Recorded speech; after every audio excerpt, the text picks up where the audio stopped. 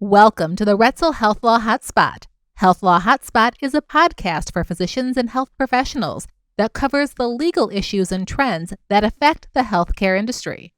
Hi, everyone. Welcome to the Health Law Hotspot. I'm Erica Adler, shareholder and leader of the healthcare practice at Retzel and Andrus. And today I'm joined by Christina Kuda, also shareholder and member of our healthcare practice. And today we're going to be talking about analytics.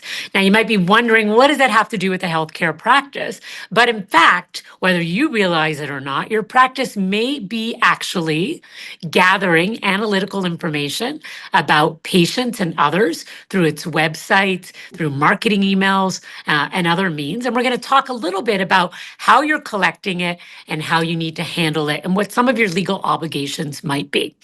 So thanks, Christina, for being here, of course. Thanks for having me.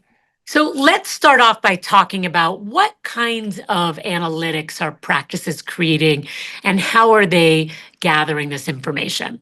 Sure. So we're kind of using analytics as a broad term.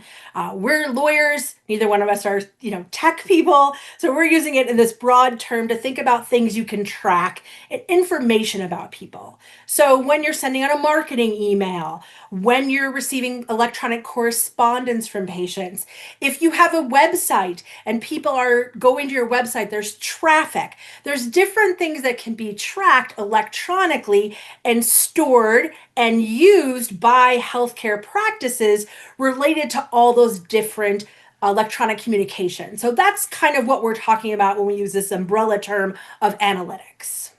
Okay, perfect. So once you've gathered all this information, what are the restrictions on what you can do with it for a practice?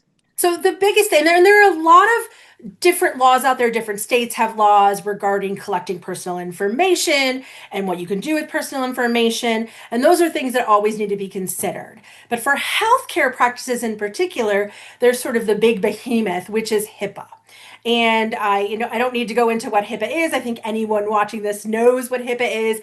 But HIPAA basically protects PHI, which is personally identifiable health information that's somehow related to or in conjunction with some sort of particular information about someone's health.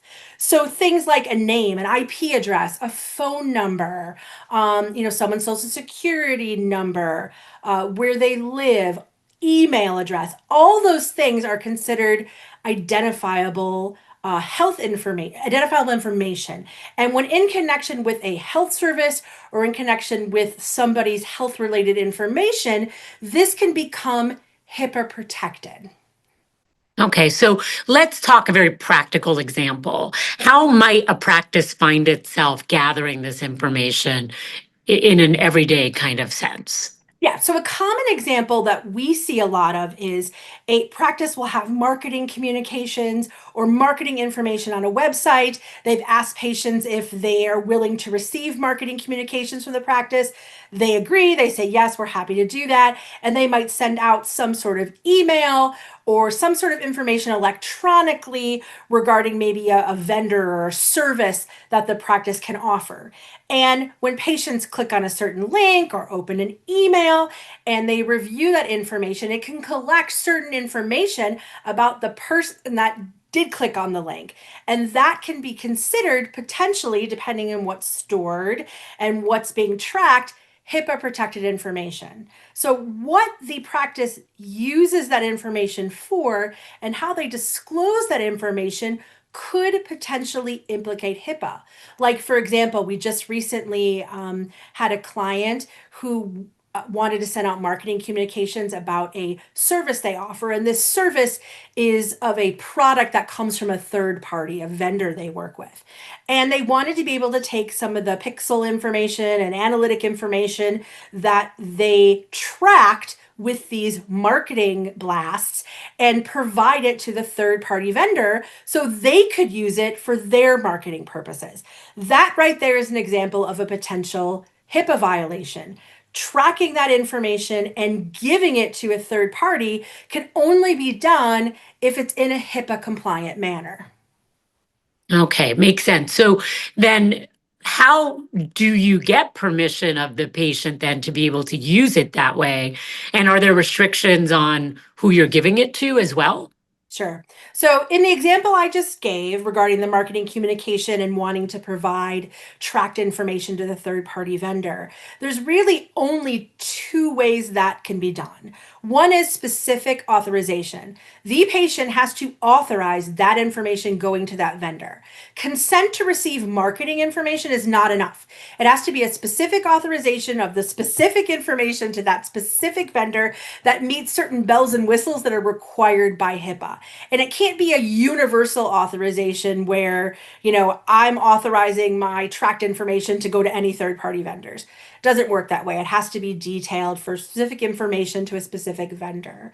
That's one way. Another way would be if the third party is considered a business associate of the covered entity, the practice. And oftentimes I will have people that'll say, oh, I want to provide information to somebody. I'm going to make them a business associate so I can do that. Doesn't work that way. What a business associate is defined by HIPAA. And it's essentially someone providing a service on behalf of the covered entity. So, for example, if there was information that needed to be collected and that third party vendor was actually providing a marketing service or some kind of data aggregation service, let's say, for purposes of the covered entity, then they might be deemed a business associate and are allowed to have access to that information.